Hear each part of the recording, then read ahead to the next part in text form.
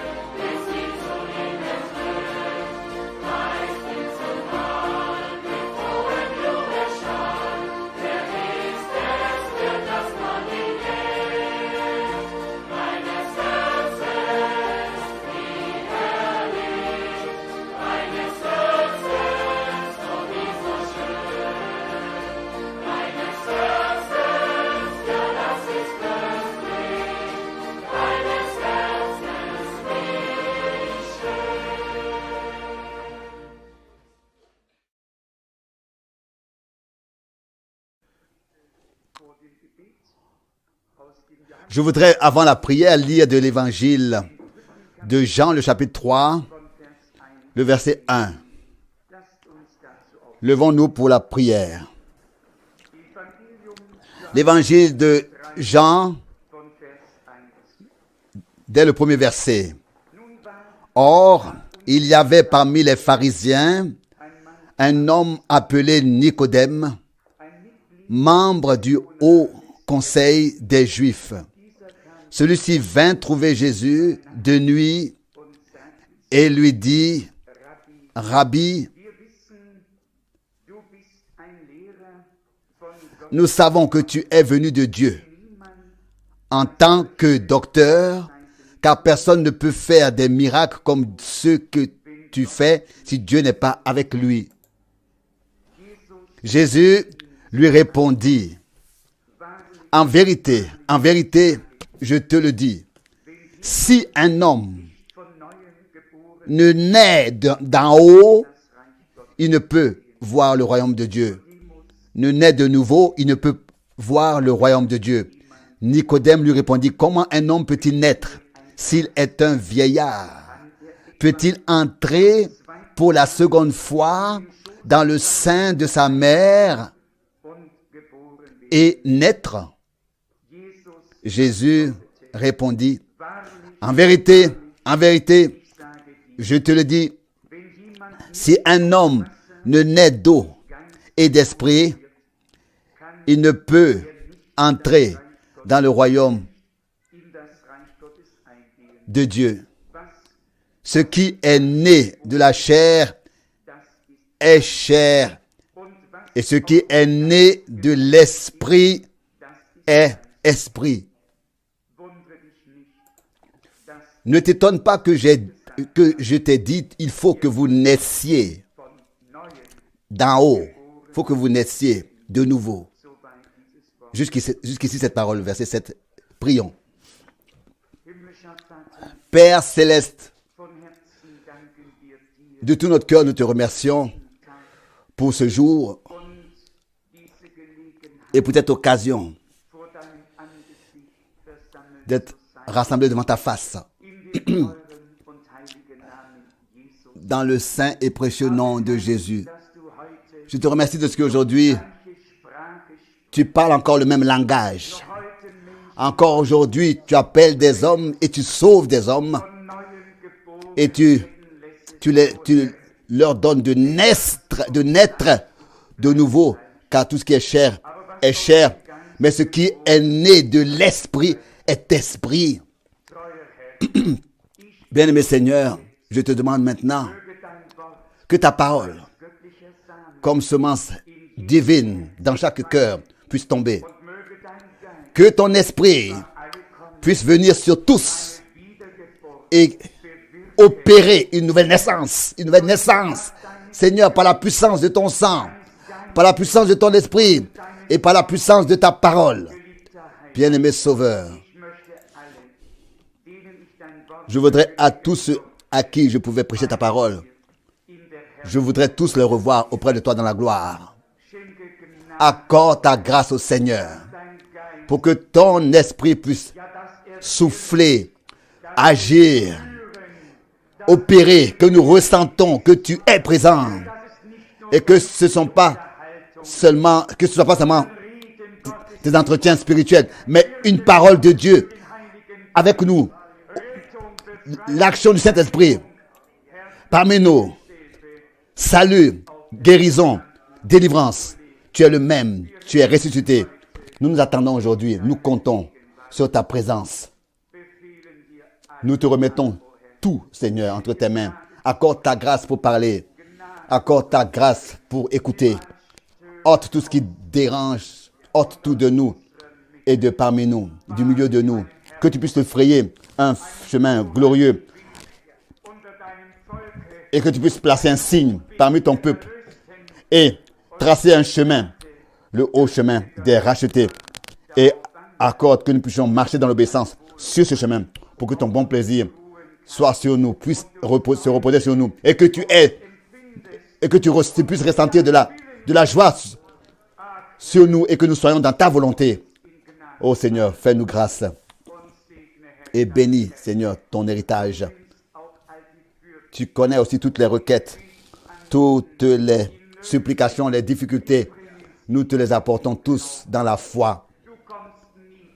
Tu ne viens jamais trop tard. Seigneur, je te remercie pour cela. Que maintenant, tous ceux qui ne peuvent pas être ici et qui sont dans des difficultés, qui puissent ressentir que nous prions pour eux. Et encore plus, qu'ils expérimentent que tu as exaucé nos prières et que tu réponds et que tu es devenu leur secours dans leur détresse. Bénis avec nous tout ton peuple dans l'adoration sur toute la terre. Nous te remercions déjà maintenant pour la bénédiction que tu nous donneras aujourd'hui par ta grâce, à ton merveilleux nom, à ton merveilleux, glorieux nom, que nous aimons, que tu nous as révélé. Ton nom, à lui soit l'honneur, la louange et la gloire, dans toute éternité. Alléluia. Amen. Amen. Vous pouvez vous asseoir. Dans la foi, nous voulons nous attendre à ce qu'il se manifeste. Nous attendre à ce qu'il sauve. Nous attendre à ce qu'il guérisse. L'attendre directement. Maintenant. Ici. Dans la foi. L'attendre. S'attendre à ça. Alors que nous chantons, il était chanté, j'ai dû penser, hier, il y a 14 jours, c'était ainsi qu'après la réunion à Helsinki, nous étions assis à 5 dans une voiture et subitement, il y a un monsieur âgé qui me dit, « Frère Franck, j'étais présent quand le jeune avait perdu sa vie par un accident de voiture et de nouveau a été ramené à la vie, ressuscité des morts quand Frère Branham, autrefois ici en Finlande, a tenu les réunions. Cela a vivifié en moi beaucoup de choses dans ma mémoire et il était encore maintenant visiblement saisi de ce que Dieu avait fait autrefois. Beaucoup d'années, ça fait longtemps, n'est-ce pas? Mais malgré tout cela, l'a touché de rendre, de remettre ce témoignage et de dire ce qu'il a vu de ses propres yeux, entendu de ses propres oreilles et vécu personnellement. Mais bien aimés, les prophètes devaient tous repartir, mais Dieu n'est pas mort avec eux. Dieu n'est pas parti avec eux. Il est resté avec nous et sera avec nous jusqu'à la fin du monde.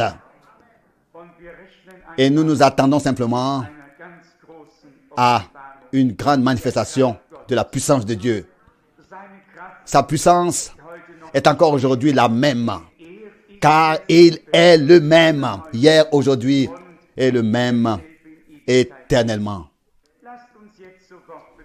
Maintenant, venons à l'observation de la parole. Je voudrais commencer avec Apocalypse 1. À chaque fois, quand nous avons des réunions particulières quelque part, cela inonde mon cœur de nouveau quand je pense au privilège que Dieu nous a accordé de comprendre sa volonté, son plan par sa parole et d'avoir une vue d'ensemble dans ce qu'il fait dans nos jours. Ça, c'est le grand privilège qu'un homme pourrait s'imaginer et recevoir. Apocalypse, chapitre 1, verset 1 jusqu'au verset 3. Apocalypse, chapitre 1, verset 1 jusqu'au verset 3. Révélation de Jésus-Christ que Dieu lui a donné pour faire connaître à ses serviteurs les choses qui doivent arriver bientôt. Il l'a fait connaître et il l'a fait connaître par l'envoi de son ange à son serviteur Jean par des signes. Et celui-ci rend désormais témoignage à la parole de Dieu et au témoignage de Jésus-Christ, à tout ce qu'il a vu. Béni celui qui lit et ceux qui entendent les paroles de la prophétie et qui gardent les choses qui y sont écrites, car le temps de l'accomplissement est proche. Pour moi, ici, il s'agit simplement de ce que nous remarquons, quel soin Dieu a laissé se manifester en toutes choses. Jean nous est connu comme le bien-aimé disciple de Jésus, comme un apôtre que le Seigneur avait appelé. Et subitement, ce n'est plus le titre d'un apôtre qui est utilisé, mais l'expression « mon serviteur », en relation, donc Knecht, en relation avec la prophétie, en relation avec le dessein du salut de Dieu, l'apôtre est subitement le serviteur de Jésus-Christ, le Knecht. Et vous allez voir comment est-ce que l'Esprit de Dieu, dans l'Ancien et le Nouveau Testament, a utilisé les prophètes et inspiré les prophètes et les apôtres. Comment est-ce que même le choix des mots était exact, comme aucun homme le planifiait. Quand de notre Seigneur, les différentes désignations sont écrites, par exemple, fils de l'homme, ou bien alors fils de Dieu, ou bien alors fils de David.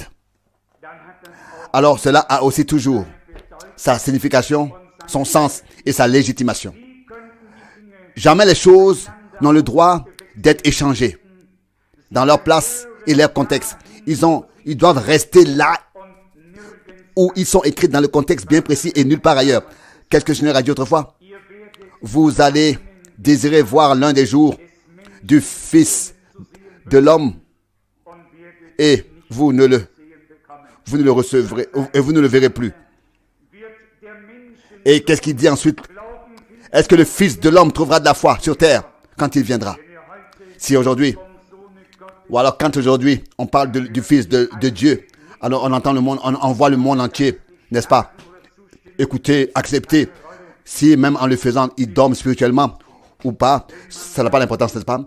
Ils acceptent malgré tout. Mais dès qu'on parle du Seigneur en tant que Fils de l'homme, qui marche parmi les 7 chandeliers d'or, qui dans sa main tient les 7 étoiles, les 7 anges des 7 églises, alors là, déjà, on se heurte à la première résistance. Alors, les gens ne peuvent plus suivre spirituellement parce qu'ils n'ont pas intégré la partie prophétique de l'histoire du salut dans le programme divin. L'avantage que Dieu nous a donné, c'est d'équilibrer la partie de l'évangile avec la partie de l'enseignement et la partie prophétique. D'équilibrer les 3 parties et de les intégrer tous dans la prédication. Nous voulons que dans chaque réunion, un homme qui n'a pas encore expérimenté personnellement Dieu reçoive la possibilité de consacrer sa vie au Seigneur. Aucun culte ne doit avoir lieu sans que les pécheurs ne soient appelés à se repentir, sans que le salut de Dieu soit prêché. Ça, c'est le noyau, ça, c'est le centre. Ensuite, suit l'enseignement. Et cet enseignement, en fait, est adressé à ceux qui sont déjà nés dans le royaume de Dieu. Et aussi pour la dernière partie, la partie prophétique, nous sommes aussi très, très reconnaissants. Notez ici la déclaration répétée avec le terme « mes serviteurs ». Apocalypse, chapitre 1. Révélation de Jésus-Christ que Dieu lui a donnée pour faire connaître à ses serviteurs Knecht, à ses serviteurs ici, les choses qui doivent arriver bientôt. Il l'a fait connaître par l'envoi de son ange à son serviteur, donc Knecht, Jean, par des signes. Je lis cette parole connue d'Apocalypse, le chapitre 10, le verset 7. Mais dans les jours où la voix du septième ange retentira, où il sonnera de la trompette, le mystère de Dieu sera alors accompli, comme il a fidèlement communiqué à ses serviteurs. Donc ici, Knecht, les prophètes, comme un joyeux message. Toujours de nouveau, nous trouvons dans tout l'Ancien Testament cette relation et cette désignation. Ses serviteurs, les prophètes, comme Knecht. Et la même chose dans le livre prophétique du Nouveau Testament, dans l'Apocalypse, comme nous venons de le voir ici.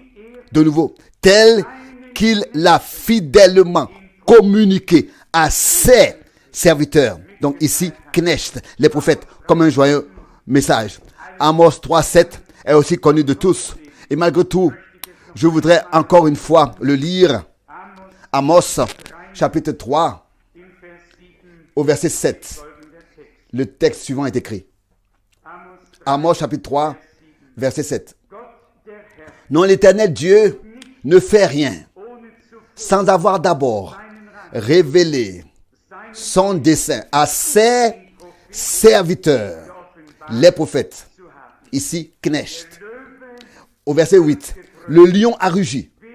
Qui ne serait pas effrayé? L'Éternel Dieu a parlé. Qui ne parlerait pas comme prophète? En vérité, le lion de la tribu de Juda a vaincu. Il a pris le livre. Il a ouvert les sceaux. Il a révélé le contenu. Et il nous a introduits dans les mystères cachés. Je lis dans Job, le premier chapitre. Job, le premier chapitre. Là, les anges se sont rassemblés devant Dieu l'Éternel. Je voudrais en fait lire dans Job 2, mais je pourrais lire dans Job 1, verset 8, et puis ensuite dans Job 2, verset 3, ici dans Job 1, verset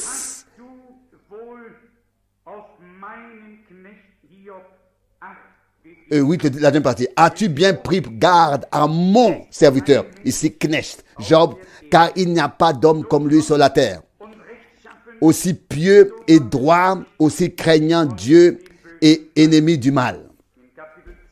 Maintenant, chapitre 2, le verset 3. Alors l'Éternel dit à Satan, as-tu pris garde à mon serviteur?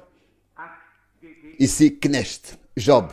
Car, donc, Dieu a eu ses serviteurs et prophètes qu'il a envoyés matin et soir. Des hommes qui avaient leurs deux pieds ici, sur cette terre, mais et qui vivaient, qui étaient dans la vie comme tous les autres hommes, mais dans leur cœur et en esprit étaient liés avec Dieu et étaient au ciel, ayant les deux pieds sur terre. De tels hommes, c'est ce que Dieu veut faire de nous, qui, dans tous les domaines terrestres, restent normal et sobre et réagissent normalement et sobrement et se conduisent et marchent normalement comme tous les autres hommes, mais en même temps avec leur cœur et en esprit sont dans le céleste, dans le divin, ayant les deux pieds sur terre. Ça, ce sont les hommes qui sont agréables à Dieu. Et chacun qui vraiment est béni de Dieu dans le domaine terrestre, il restera normal et sobre. Il agira normalement et sobrement. Il se conduira ainsi. Si un enfant de Dieu, dans le domaine terrestre, n'agit pas ne peut pas agir sobrement et normalement, comment est-ce que il pourrait agir et se conduire et marcher dans le spirituel sobrement? Ce sont deux domaines qui n'ont pas le droit d'être mélangés l'un avec l'autre. Et nous pouvons, au même moment, être dans les deux domaines et nous trouver bien dans les deux par la grâce de Dieu. Je continue à lire car je voudrais vous montrer, en raison de cette expression, serviteur, comment est-ce que les voix de Dieu ont été depuis le début. Deutéronome, chapitre 35, ici nous lisons le verset 5. Chapitre 34, pardon. Deutéronome 34, verset 5. 34. C'est là que mourut Moïse, le serviteur, Knecht, le serviteur de l'Éternel, au pays de Moab, sur l'ordre de l'Éternel. Alors, si nous considérons aujourd'hui le mot Knecht, donc mon serviteur, il ne doit pas être considéré comme un asservissement, comme un esclave. Ici, ce n'est pas un esclave. Le mot mon serviteur, pas seulement un serviteur, mais mon serviteur. Cela exprime une disposition à Dieu, être entièrement à sa disposition. Des hommes que Dieu pouvait utiliser, sur qui il pouvait compter, à qui il pouvait confier une tâche, qu'il pouvait envoyer, qui se tenaient à sa disposition. C'était des outils, des instruments, des hommes à qui Dieu avait adressé sa parole. Déjà dans cette Testament, ils ont été appelés des dieux, parce que la parole de Dieu vint à eux et qu'ils avaient la grâce de la porter. Dans Josué, le premier chapitre, le premier verset, il est écrit: après la mort de Moïse, le serviteur de l'Éternel, Knecht, l'Éternel dit à Josué, fils de Nun, serviteur, ici c'est Diener en allemand, pas Knecht, Diener, serviteur de Moïse. Moïse, mon serviteur, est mort. Maintenant, lève-toi, passe ce Jourdain, toi et tout ce peuple, pour entrer dans le pays que je donne aux enfants d'Israël. Tout terrain et tout sol que foulera la plante de votre pied, je vous le donne, comme je l'ai promis à Moïse. Une parole merveilleuse. Il y a eu des temps dans lesquels Dieu avait donné des promesses. Et ensuite, il y a eu des temps dans lesquels les promesses données s'accomplissaient. Aujourd'hui, c'est exactement la même chose. Sur chaque terrain et sur chaque sol sur lesquels nous plaçons notre pied de la foi, nous ont été donnés de Dieu. Nous devons seulement avoir le courage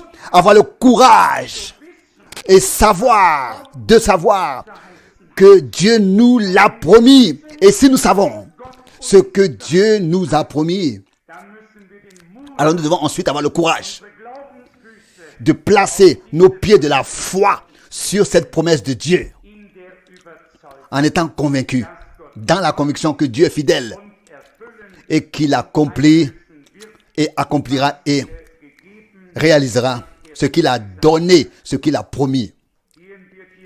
Allons directement dans le Nouveau Testament, car je voudrais vous montrer que la partie prophétique, réellement, par l'Ancien et le Nouveau Testament, de la même manière, se réalise dans Tite, le premier chapitre, le premier verset. Nous lisons. Tite chapitre 1, verset 1. Moi, Paul, un serviteur, Knecht, un serviteur de Dieu et apôtre de Jésus-Christ, pour la foi des élus de Dieu et pour la connaissance de la vérité, qui s'éprouve par une conduite pieuse,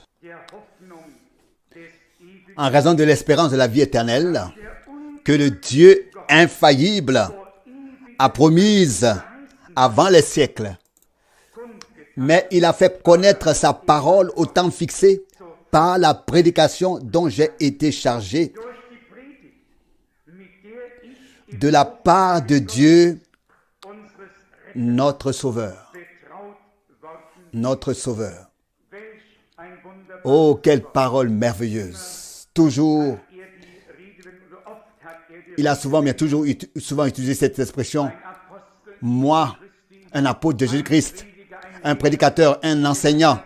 Il a utilisé plusieurs désignations. Et ici, ein Knecht, moi, Paul, un serviteur de Dieu, Knecht et apôtre de Jésus-Christ. Apostel bedeutet Apôtre veut dire un envoyé, aber nicht nur mais pas seulement un envoyé, ein von Gott mais un homme envoyé de Dieu, par le Seigneur, un envoyé du Seigneur.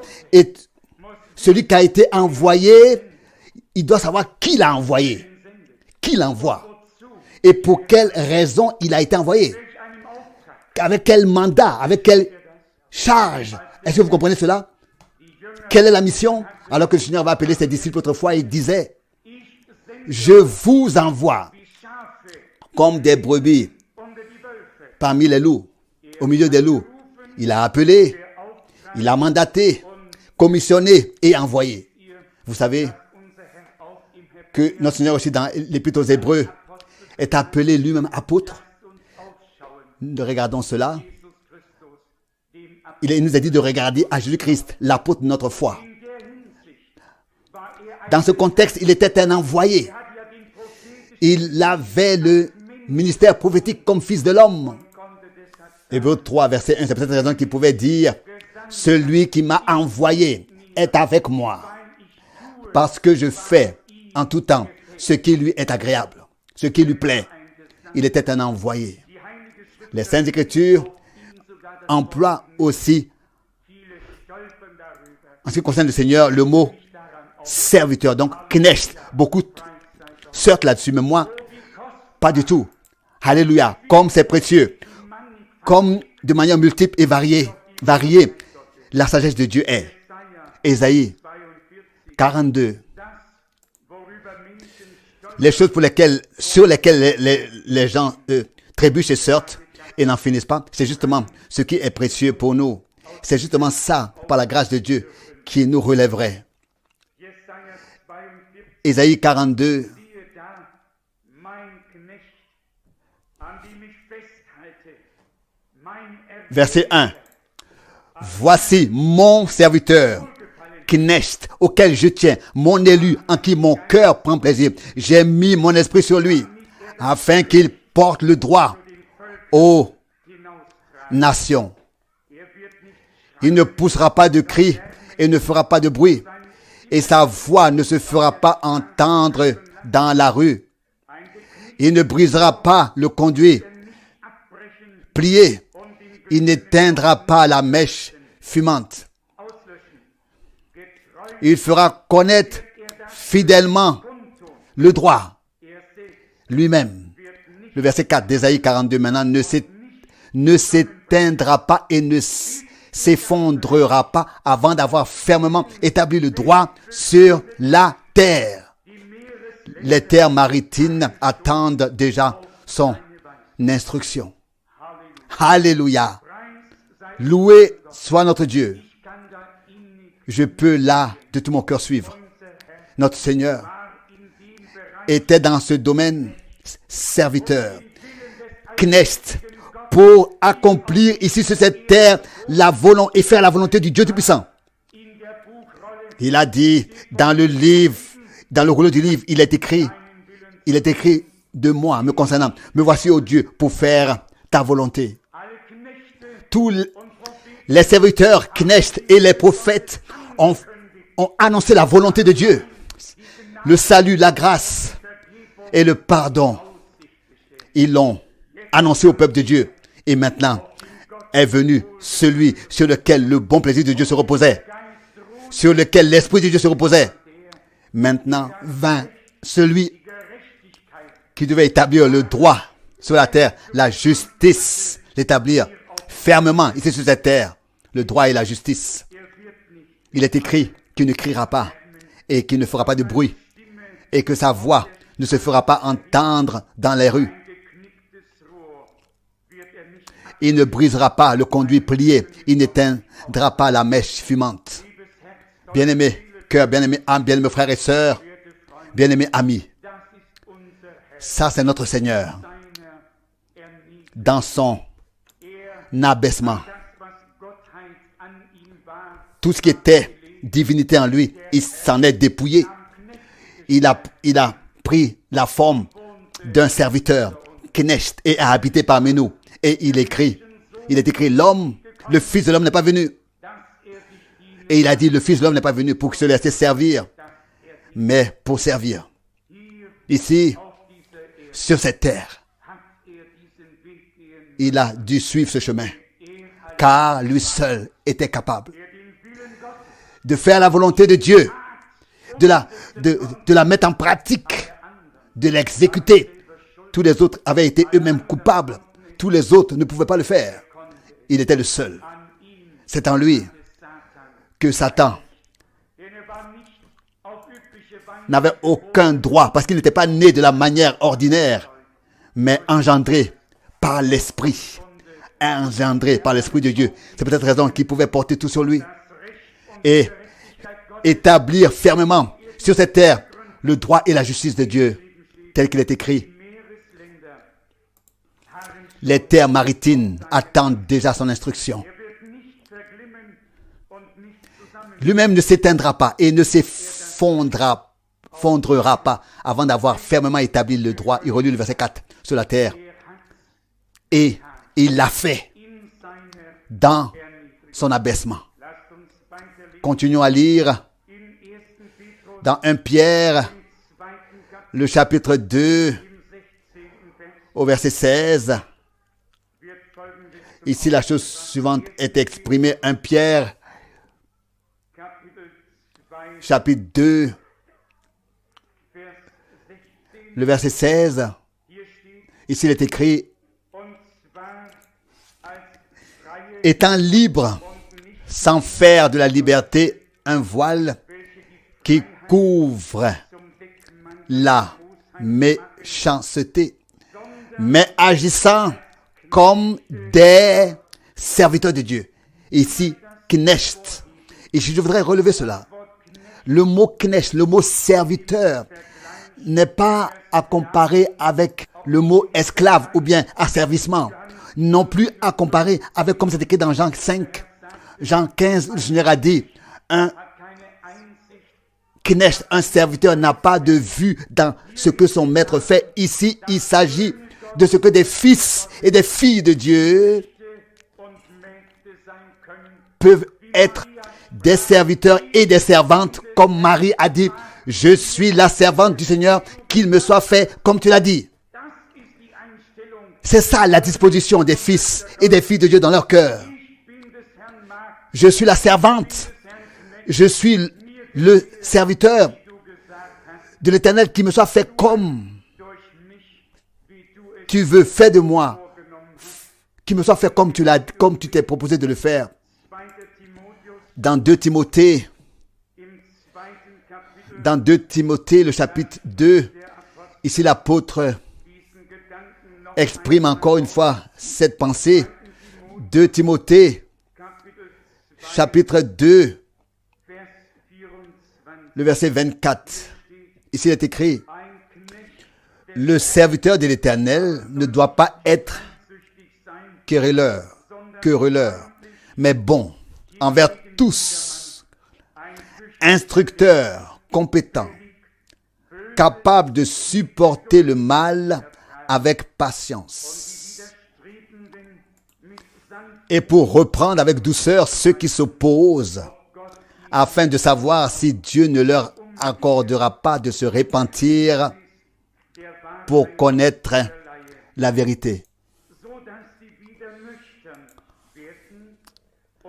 afin qu'ils redeviennent sobres et se dégagent des pièges du diable, après s'être laissés prendre par lui pour être soumis à sa volonté.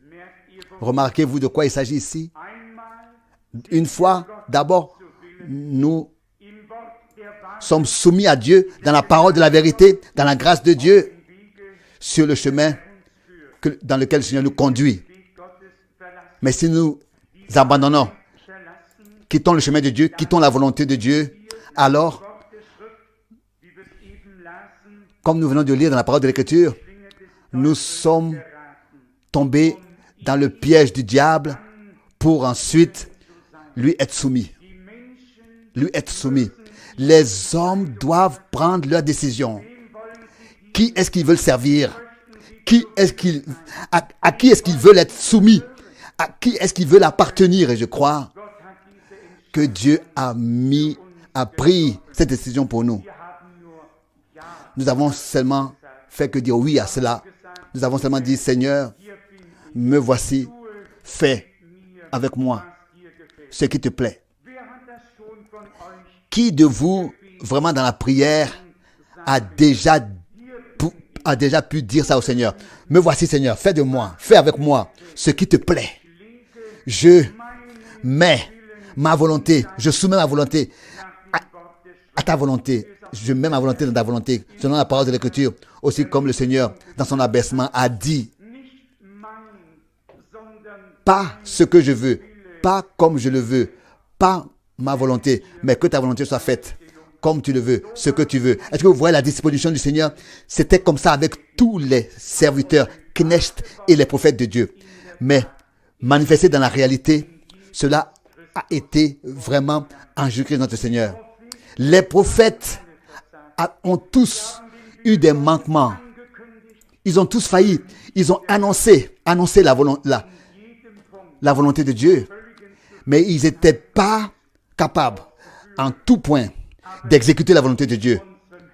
Mais, dans notre Seigneur, la volonté de Dieu a été parfaitement exécutée ici, sur cette terre, entièrement.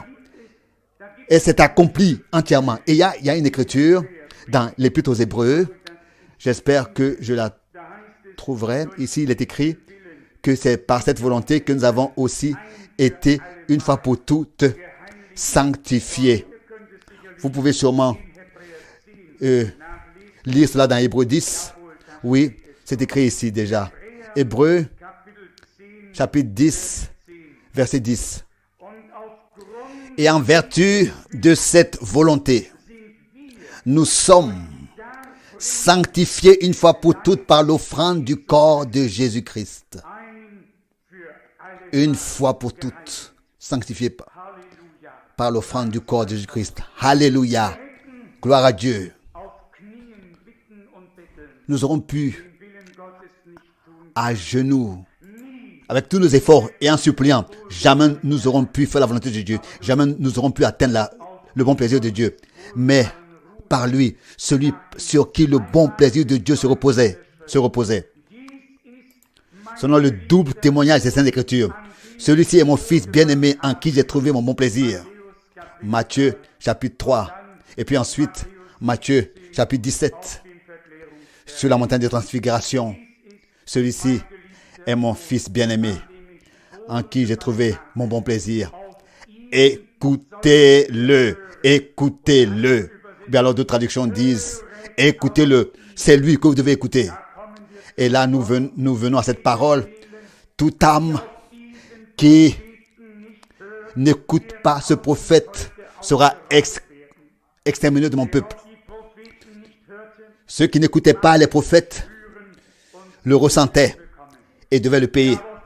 Mais celui qui n'écoute pas le Seigneur, qui est en forme humaine dans son abaissement, comme serviteur, comme knecht, comme fils de l'homme ici, marchait sur terre, et qui nous parlait, celui qui ne l'écoute pas, son âme, l'âme de cette personne sera exterminée du peuple de Dieu. Et là, je pense à cette parole d'Hébreux. Si ceux qui refusèrent d'entendre celui qui publiait des oracles sur la terre, s'ils n'ont pas échappé, s'ils ne sont pas restés sans punition, combien moins échapperons-nous si nous nous détournons de celui qui parle du haut des cieux. Hébreux 12, verset 25. C'est en Christ que Dieu a parlé avec nous. C'est en Christ que Dieu nous a agréé, nous a sauvés, nous a affranchis. Et c'est en lui que le mur de séparation a été ôté. Une réconciliation totale et une union, une réunification, une réconciliation a eu lieu avec Dieu. Peut-être que je devrais lire encore le verset 9 dans Hébreux chapitre 10. Hébreux 10, verset 9. Il dit ensuite, voici je viens pour faire ta volonté. Il abolit ainsi la première chose pour établir la seconde comme étant valable. Et en vertu de cette volonté, nous sommes sanctifiés une fois pour toutes par l'offrande du corps de Jésus-Christ, une fois pour toutes. Ça, c'est l'évangile, le plein évangile de Jésus-Christ. Un évangile merveilleux, un message divin qui peut être expérimenté par tout un chacun qui le croit. Nous pouvons aujourd'hui l'expérimenter. Les vérités bibliques te servent seulement à quelque chose si elles sont devenues des vérités expérimentées personnellement par toi. Si elles sont devenues une expérience personnelle, pas seulement des vérités qui sont écrites dans la Bible, mais des vérités expérimentées personnellement. Une conversion doit être une conversion qu'on a expérimentée personnellement. Une nouvelle naissance qu'on a expérimentée personnellement. Un renouvellement qu'on a expérimenté personnellement. Un baptême d'esprit et de feu qu'on a expérimenté personnellement. Des expériences avec Dieu nous rapprochent de Dieu et font en sorte que la bénédiction de Dieu se déverse sur nous avec puissance et abondance. Dieu a envoyé ses serviteurs, les prophètes, matin et soir, et ensuite lui-même, il s'est manifesté en forme humaine dans le Fils de l'homme pour ici sur cette terre établir fermement la droiture, le salut, la vérité, la justice divine, tout pour l'établir fermement et pour nous les mettre à notre disposition pour que nous puissions dans la foi en profiter et que nous puissions ainsi recevoir ce que Dieu nous a préparé en Christ, que nous puissions vraiment le recevoir, l'expérimenter personnellement. Est-ce que nous allons le faire aujourd'hui? Qui veut aujourd'hui recevoir tout, vraiment tout, la réconciliation, le pardon, le salut, la grâce, le renouvellement, la nouvelle naissance, la conversion, la nouvelle naissance, le baptême d'esprit et de feu. Aujourd'hui, la restauration, la restitution, tout ce que Dieu a promis et ce qu'il nous a préparé et mis à notre disposition en Christ. Qui veut le recevoir de Dieu? Amen. J'ai là une écriture pour nous tous. Comment est-ce que Dieu ne nous donnera-t-il pas toutes choses avec lui? Lui qui n'a pas épargné son fils. C'est en lui que Dieu nous a donné le oui. C'est en lui que Dieu nous a donné le amen. Dieu a dit je veux. Il a donné le amen. Il a donné le oui. Et ensuite il a dit c'est accompli. C'est à votre disposition. Amen. Ainsi soit-il. Ainsi est-il. Et nous pouvons l'accepter dans la foi. Dieu a ici sur cette terre accompli son œuvre. Si nous avons compris cela, alors nous entrons dans le repos. Nous entrons dans le repos de toutes nos propres œuvres. Et nous nous reposons dans l'œuvre que Dieu a accomplie pour nous. Je voudrais encore dans l'épître de Jacques, dans Jacques, le chapitre 1, ici il est écrit à partir du verset 1. Jacques chapitre 1. Moi, Jacques, serviteur de Dieu, donc Knecht, et du Seigneur Jésus-Christ, j'envoie mes salutations aux 12 tribus qui vivent dans la dispersion. Je peux encore lire le prochain verset. Considérez comme une pure joie, mes frères, d'être soumis à diverses épreuves. Vous savez en effet que la mise à l'épreuve de votre foi produit une persévérance constante. Mais la persévérance doit conduire à une pleine activité, afin que vous soyez parfaits et irréprochables, et qu'à aucun égard il se manifeste en vous de défaut. Jacques était aussi l'apôtre qui, au 5e chapitre, parlait de la restauration que Job avait reçue de Dieu. Ici, il écrit dans Jacques 5, à partir du verset 7. Soyez donc patients, frères, jusqu'à l'avènement du Seigneur. Ensuite, le verset 11, peut-être le verset 10 et 11. Frères, prenez pour modèle de souffrance et d'endurance, de patience les prophètes qui ont parlé au nom du Seigneur. Voici, nous appelons bénis ceux qui ont enduré patiemment. Vous avez entendu parler de l'endurance inébranlable de Job et de l'issue que le Seigneur lui a préparée. Sachez par là que le Seigneur est riche en compassion et plein de miséricorde. Qu'est-ce que nous devons apprendre de cela en ce temps, nous qui nous attendons au retour du Seigneur Jésus-Christ? Nous devons, parce que Dieu a fait en Job, le considérer dans la foi et dire: Seigneur, ce que tu as fait autrefois, tu le feras encore une fois maintenant. Tu restaureras, rétabliras, tu accorderas une double portion, car tu as la plénitude. Nous pouvons voir la fin que le Seigneur a préparée à Job. Mais la persévérance doit être mise à l'épreuve et conduire à la pleine activité. Jacques 1, verset 4, afin que vous soyez parfaits et irréprochables, et qu'à aucun égard il ne se manifeste en vous de défaut. Je voudrais, avec nous tous, ensemble, expérimenter cet état, voir cet état, que tous les défauts soient ôtés et que vraiment nous ayons la plénitude, pas seulement des gouttes, mais le fleuve que nous puissions recevoir, la plénitude, le fleuve de la bénédiction, que personne n'ait besoin encore de demander: est-ce que Dieu est avec vous? Mais qu'on puisse dire, que les gens puissent dire, comme on le dira avec les Juifs, comme: laissez-nous aller avec vous, car nous avons entendu que Dieu est avec vous. Que des hommes viendraient avec nous parce qu'ils ont entendu que Dieu est au milieu de nous. Maintenant, dans le temps de préparation, que ce soit des paroles de promesse. Mais ici, laissez-moi dire cela très clairement. Dieu n'est pas seulement un Dieu qui fait des paroles. Il est aussi un Dieu d'action. Dieu se tient avec l'action derrière sa parole et avec sa parole en action.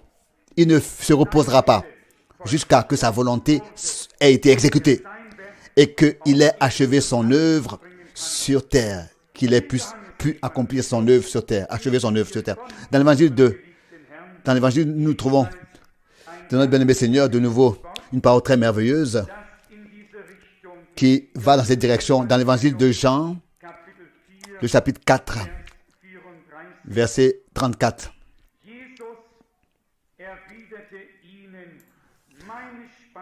Jésus leur répondit: ma nourriture, c'est de faire la volonté de celui qui m'a envoyé et d'accomplir son œuvre.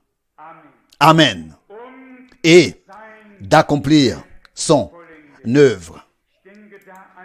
Je pense là à une parole du prophète Ésaïe Ça devrait être le chapitre 28. Ça devrait être le chapitre 28. Ici, le Seigneur a aussi insinué quelque chose de semblable. J'espère que je trouverai. Parfois, je lis dans la Bible anglaise souvent et ici, mais c'est toujours dans le même chapitre ici, mais pas toujours en haut à gauche. Hein? Là, dans la Bible allemande, c'est un peu. Donc, dans Ésaïe 28, au verset 21, car comme au mont Pérazim, Ésaïe 28, verset 21, l'Éternel se lèvera, comme dans la vallée près de Gidbéon, il tremblera de colère pour faire son œuvre. Une œuvre étrange et pour exécuter son travail. Un travail inhabituel. Amen, gloire à Dieu. Il se lèvera. Qu'est-ce que nous avons toujours dit? Il y a certaines choses que Dieu a confiées aux prophètes et aux apôtres. Et ensuite, il y a des choses qu'il fait lui-même. Quand il s'agissait de la rédemption, le Seigneur lui-même a intervenu. Il est devenu sauveur. Quand il s'agit de l'édifice de l'église, alors il a dit, je bâtirai mon église et les portes du séjour des morts de l'enfer ne prévaudront pas contre elle. Il n'a pas dit Pierre, tu es une personne bien, tu le feras bien. Non, non, nous faisons qu'annoncer la parole, que prêcher la parole. Mais c'est le Seigneur qui sauve, c'est le Seigneur qui guérit, c'est le Seigneur qui baptise d'esprit et de feu. C'est lui qui ajoute ceux qui doivent être sauvés à l'église, pas toi et moi. Il ajoute ceux qui sont sauvés, pas toi et moi. Nous ne faisons que prêcher la parole. Et pendant que nous prêchons la parole, le Seigneur parle directement aux hommes. Ça, je le crois. Si je ne croyais pas à cela, qu'aujourd'hui c'est Dieu qui nous parle, j'arrêterais. Mais je sais que c'est lui qui nous parle. Et qu'il y a des hommes ici qui savent exactement que c'est Dieu qui leur adresse sa parole et que Dieu leur a parlé. Comment est-ce que Dieu devrait parler? Il devrait faire entendre sa voix du ciel, retentir audiblement? Non. Il envoie sa parole pour guérir. La prédication de l'évangile est apportée dans le monde entier et elle a pour un seul objectif, essence, c'est que des hommes rencontrent Dieu et que la volonté de Dieu et le dessein de salut de Dieu leur soient révélés. Et encore plus que ça, que des hommes soient sauvés et soient introduits dans la volonté de Dieu, dans le dessein du salut de Dieu et soient insérés par la grâce de Dieu dans son dessein du salut. Moi, je veux, en tant que prédicateur de l'évangile, et je pense que nous tous qui écoutons la parole de Dieu, nous remarquons, n'est-ce pas, que c'est une réalité divine, n'est-ce pas? Que la parole est vivante et qu'elle est une réalité divine. Si le Seigneur aujourd'hui lirait lui-même ici les Écritures, il pourrait parler à haute voix ou bien à voix basse, mais ça resterait la même parole. Et si l'Esprit de Dieu est en nous, alors ça n'a pas d'importance à quel point le prédicateur élève la voix ou bien par la voix basse. Si nous recevons la parole en nous, le ton de la voix n'a pas d'importance. L'Esprit de Dieu peut vivifier la parole et en produire son fruit. Donc, nous avons le sens. Nous avons compris le sens de la prédication. L'évangile comme joyeux message pour ainsi montrer le dessein du salut de Dieu qui concerne la rédemption, le pardon, la grâce et le salut. Ensuite, la partie de l'enseignement pour nous, comme pour nous dire, voilà ce que le Seigneur a dit aux siens, voilà l'instruction qu'il leur adresse, voilà ce qu'ils doivent mettre en pratique et vivre.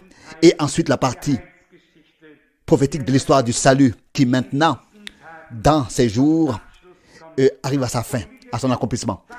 Et comme presque dans la parole d'introduction, je le disais, Dieu a fait en sorte que maintenant, sans fanatisme, tout simplement dans l'équilibre, avec sobriété, nous pouvons prêcher les plus grandes vérités bibliques et malgré tout, rester sobre, mais avec une joie profonde, intime, être rempli.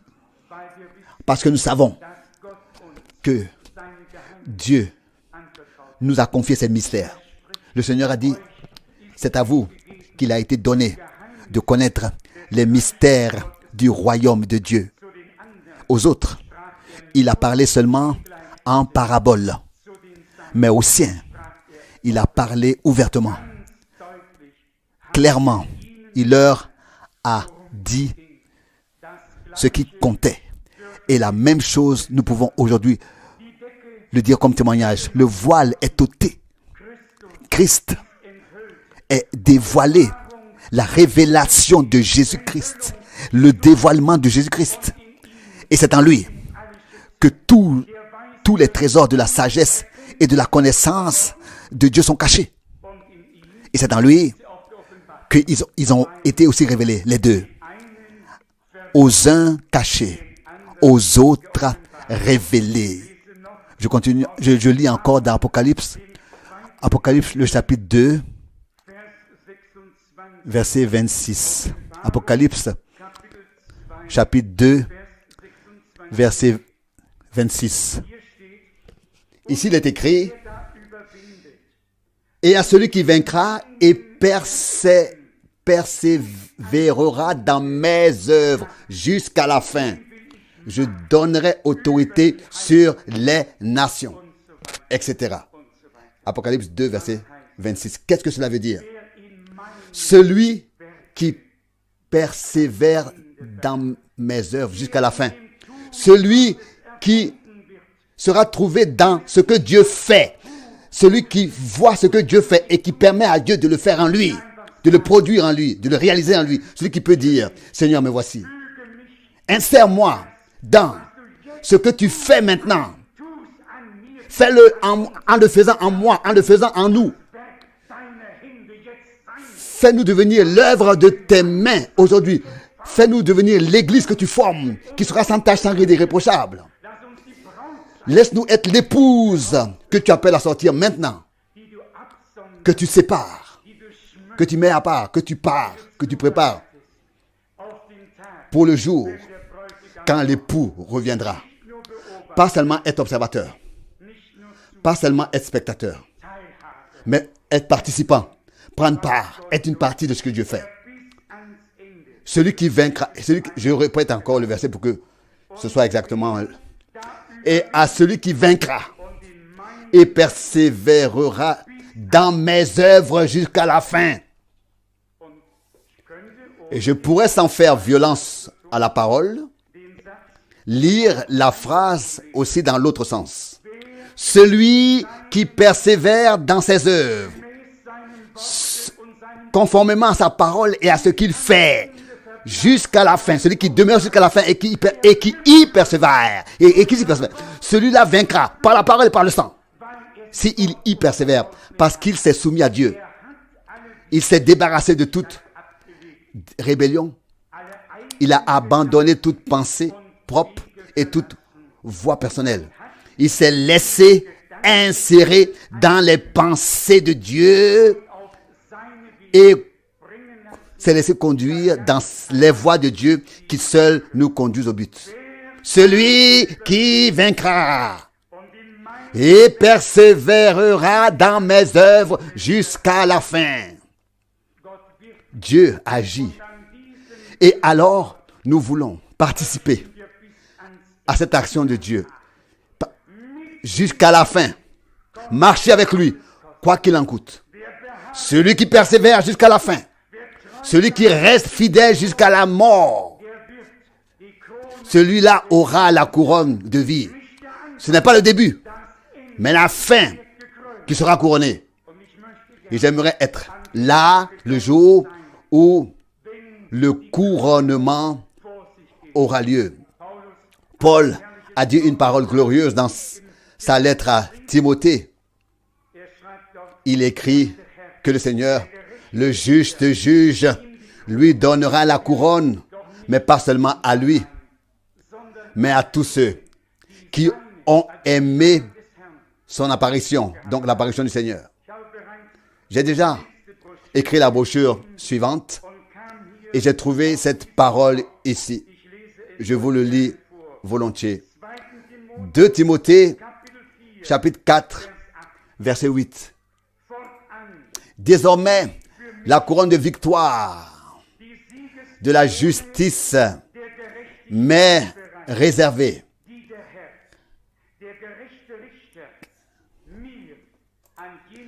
Car le Seigneur, le juste juge, me la donnera dans ce jour-là. Et non seulement à moi, mais encore à tous ceux qui auront aimé son apparition. Amen.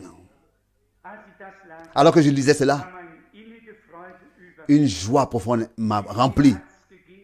Combien ont existé depuis l'Église primitive qui se sont dit l'un à l'autre, Maranatha, le Seigneur revient, et qui ont prié, viens bientôt Seigneur Jésus.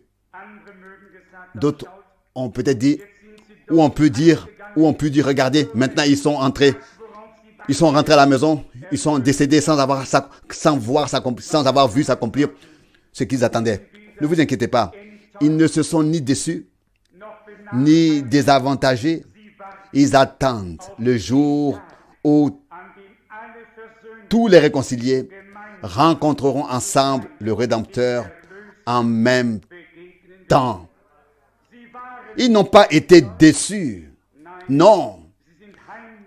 Ils sont entrés à la maison chez eux avec l'espoir vivant avec l'espérance vivante de voir le Seigneur. Selon la parole de l'Écriture.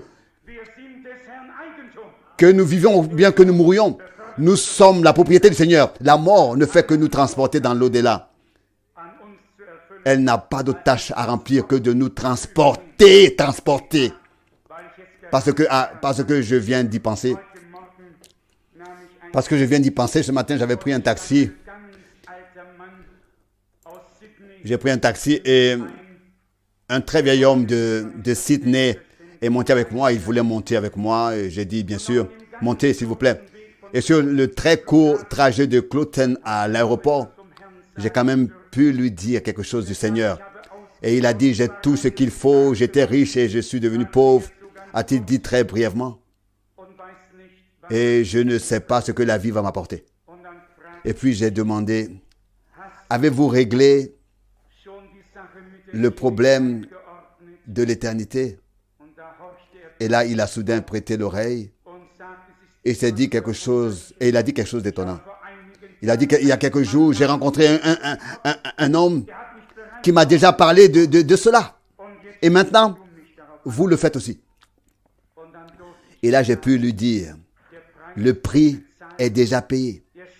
Le mal est bien fait, a été réparé.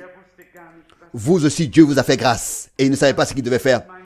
Il disait, bon, voici mon adresse, voici mon nom. Envoyez-moi tout ce que vous pouvez m'envoyer en littérature. Car Dieu, aujourd'hui,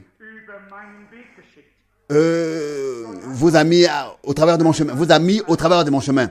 Dieu a encore des gens. Un très vieux grand-père, peut-être dans les 80 ans. Oh, je voudrais le revoir au ciel. Oh, si Dieu pouvait nous envoyer ce sauveur. Quel amour pour les perdus par grâce. Qui parmi vous aime le Seigneur et son apparition? Amen, amen. Comment pouvons-nous aimer le Seigneur? Sans attendre sa venue, son retour. Attendre avec impatience que nous puissions finalement nous exclamer, viens bientôt, Seigneur Jésus. Résumons. Dieu avait ses serviteurs, Knecht, et ses prophètes. Il les avait dans l'Ancien Testament. Il avait ses serviteurs, Knecht, et ses apôtres dans le Nouveau Testament. Et entre les deux, il y a celui qui vint en forme de serviteur, Knecht, et qui a fait la volonté de Dieu, qui a solidement établi le droit et la justice, qui a offert le salut et la grâce sur cette terre. C'est lui, c'est en lui que nous croyons. Nous l'acceptons de tout cœur. Nous le recevons et remercions Dieu pour cela, de s'être révélé en Christ lui-même et qui s'est ainsi approché de nous et s'est réconcilié avec nous en lui. Aujourd'hui, nous pouvons prêcher le message de la réconciliation et dire à tous les hommes, à tous ceux qui ne l'ont pas encore expérimenté personnellement, laissez-vous réconcilier avec Dieu. La réconciliation a eu lieu. Dieu a tendu la main vers nous. Maintenant, cher cœur, tu dois accepter cette main tendue. Tu dois insérer ta main dans la main tendue de Dieu et dire, Seigneur, me voici.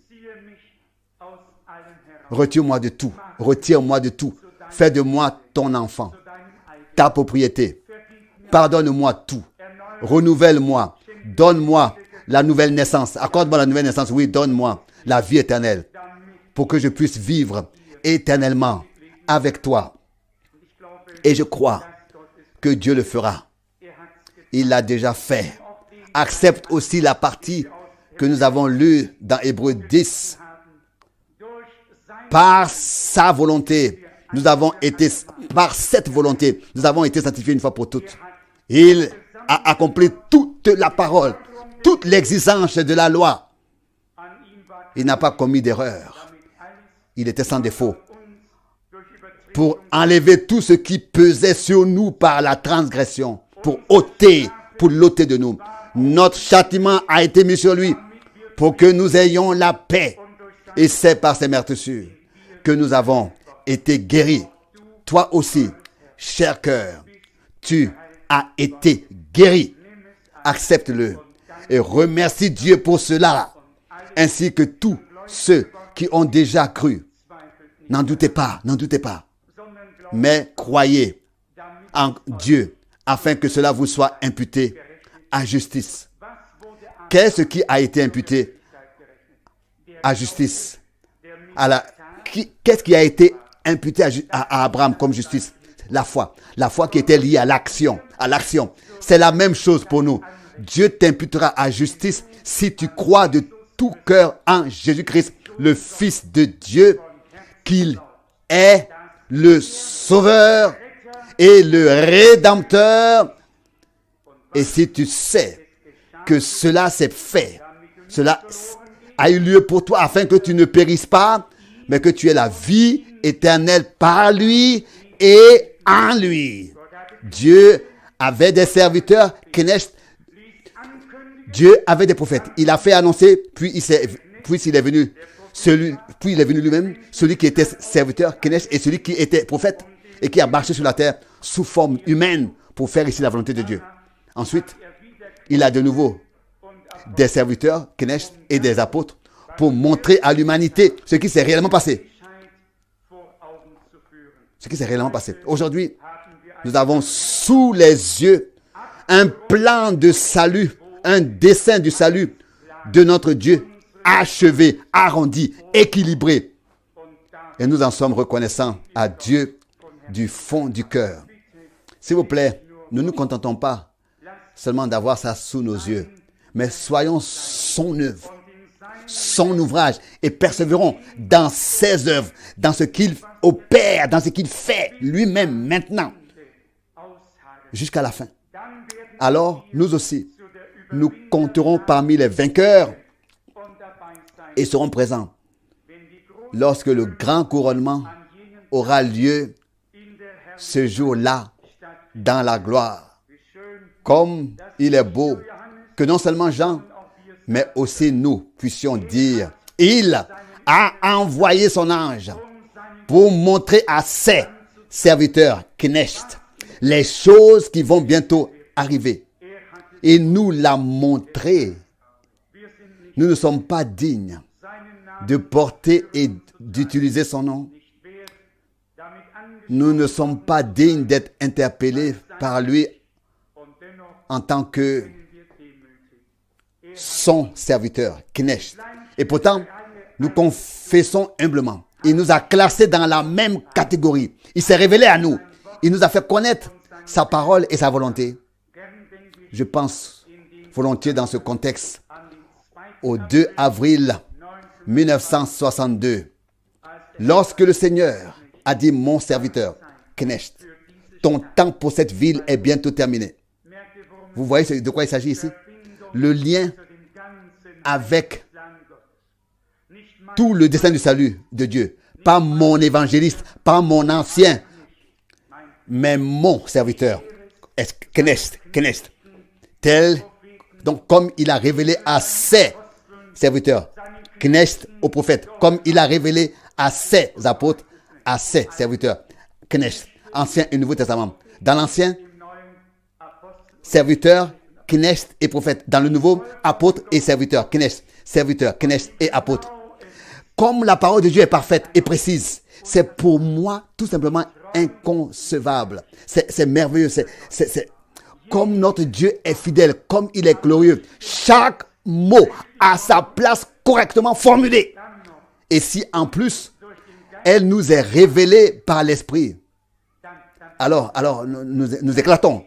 Alors il se passe quelque chose. Alors la mesure dépasse. Que Dieu nous l'accorde à tous par grâce. Amen. Levons-nous et adorons. Combien croient qu'il n'éteindra pas la mèche qui fume, qui ne brisera pas le conduit plié. Bien au contraire, il redressera ce qui est tordu et fera revivre ce qui est en train de mourir. Car c'est ce qu'il a promis dans sa parole. Il a solidement établi le droit et la justice sur la terre. Et pas seulement cela, mais aussi en nous. Et nous en sommes reconnaissants.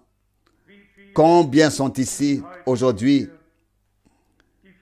qui ont peut-être douté, qui ont été tiraillés par les circonstances ou quoi que ce soit, d'autres par des épreuves de toutes sortes. Vous avez ou nous avons attristé Dieu en ne lui faisant pas pleinement confiance en toutes circonstances, dans l'assurance qu'il mènera tout à bien dans la gloire. Et puis aussi ceux qui veulent aujourd'hui consacrer leur vie au Seigneur. Chère âme, notre Seigneur a lutté dans son humiliation en tant que serviteur. Donc, ici, Knecht, il a dit: mon âme est affligée jusqu'à la mort. Combien je voudrais que cette coupe passe sur moi, au-dessus de moi. Mais que ce ne soit pas ma volonté qui soit faite, mais la tienne. C'est précisément pour cela que je suis venu à cette heure, au Seigneur. Que tu nous bénisses. Que tu sois avec nous, ô Dieu. Accorde-nous la grâce de surmonter les épreuves, même lorsque nous traversons les profondeurs les plus difficiles, lorsque les tempêtes et les orages grondent sur nous, lorsque les ténèbres s'installent et que tout espoir disparaît. Rappelle-nous alors le psaume 23. Tu es notre consolation, notre bâton, même lorsque nous traversons la vallée de l'ombre. Seigneur, tu vois ceux qui veulent te consacrer leur vie. Seigneur, tu les as déjà appelés. Je n'ai donc plus besoin de les appeler. Ils ont compris que c'est toi qui leur parles. Ils ont compris qu'il s'agissait d'eux. Et ils viennent maintenant vers toi. Ils regardent vers la croix à Golgotha. Ils te voient suspendu entre ciel et terre. Là-bas, ils te voient saigner. Fidèle Seigneur, c'est arrivé pour nous. Nous t'en remercions. Son sang couvre mes fautes. Il me rend lumineux et pur. Il me fait briller. Il me rend clair et pur. Ma volonté appartient à mon Dieu. Je vis pour Jésus seul. Seigneur, que telle soit notre décision à tous. Et que tu y donnes ton âme, ton amen. Tu as fait la volonté de Dieu sur terre pour nous faire entrer dans cette volonté de Dieu, afin que nous puissions aussi, par ta force, faire la volonté de Dieu, par ta puissance. Et maintenant, voici ce que tu fais, c'est-à-dire l'œuvre de Dieu sur la terre. Agis, ô Seigneur, et fais-nous y demeurer jusqu'à ce que nous passions de la foi à la vue. Seigneur, je ne trouve pas les mots pour exprimer tout ce que je ressens. C'est comme si nous avions entendu tous les prophètes et accepté et reçu leur enseignement et leur révélation. C'est comme si, pour moi, c'est comme si nous avions entendu tous les apôtres et reçu en nous ce que tu as dit et écrit par eux. C'est comme si nous nous étions assis à tes pieds. Quelle est la certitude de ta parole? Comme elle est certaine, comme tes réponses sont claires au Seigneur. Je te remercie de tout cœur pour cela. Nous n'avons plus besoin de nous entretenir avec la chair et le sang, mais avec toi, qui est esprit. Et la parole est esprit et vie. Et tu révèles la parole au tien. Tu ne la laisses pas dans la tête et l'esprit, mais tu la mets dans le cœur. Et elle y devient une révélation vivante. Seigneur, je voudrais te remercier aujourd'hui face à ton peuple pour le grand privilège que tu nous as accordé d'entendre ta voix en ces derniers jours, de croire en ta parole, de nous laisser mettre en accord, en conformité avec elle, pour devenir ainsi une partie même de la parole, puis une partie ensuite de l'accomplissement, pour pouvoir devenir une partie aussi de l'accomplissement de ta parole. D'abord la promesse, et la conformité à la promesse, puis sa réalisation. Seigneur, bien-aimé, ton peuple est rassemblé en ce lieu. Et parce que tu es toi-même présent, le lieu est saint à cause de toi, qui est saint. Et tu dis, je suis saint, et vous serez saints. Tu as dit, sanctifie-les dans ta parole. Ta parole est la vérité. Bien-aimé Seigneur, tu nous as pénétrés par ta parole, de ta parole. Nous sommes devenus une partie de la parole. Nous nous sentons bien. Nous nous sentons en sécurité. Nous sommes sûrs dans notre Dieu, sûrs dans sa parole, dans son action et dans ce qu'il fait parmi son peuple. Sûrs de ta parole et de ton action dans ces derniers temps. Seigneur, ta troupe rachetée par le sang t'est confiée. Satan a perdu son droit.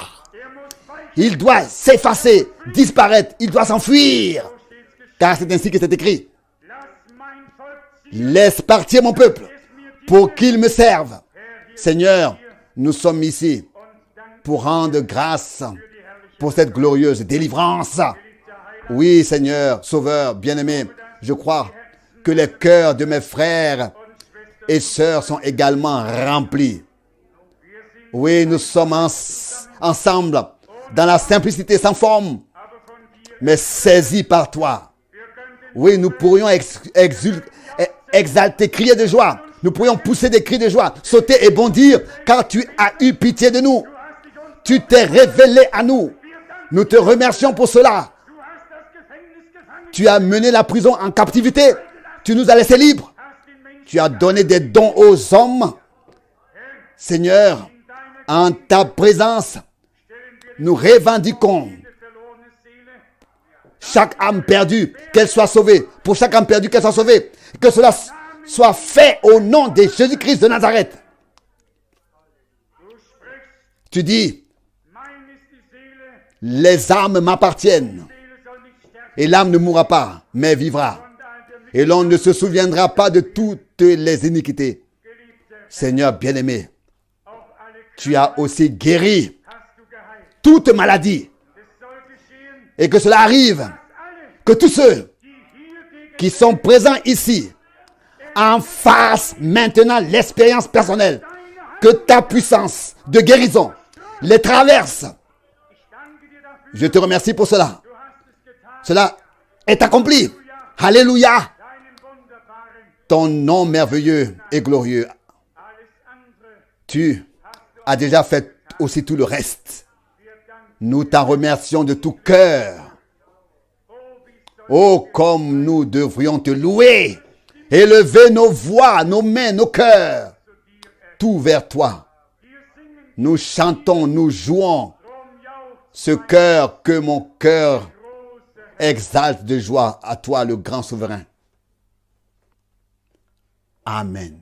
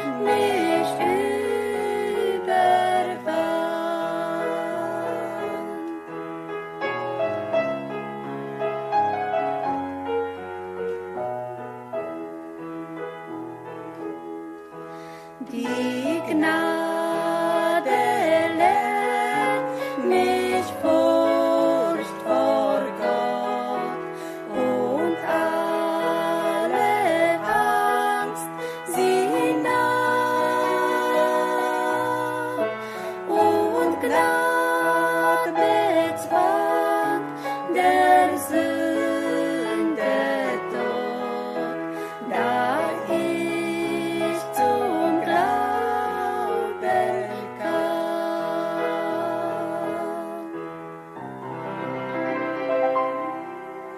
In Notgefahr, in Todesnacht, die Gnade Fülle versah. Sie hat mich treu hindurchgebracht und Gnade bringt mich heim.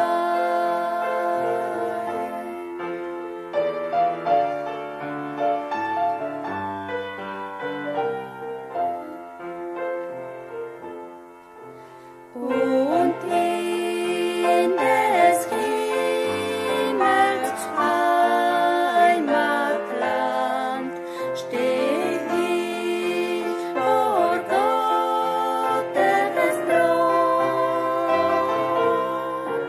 Als einer, den die Gnade fand und der des Kreuzes Lohn.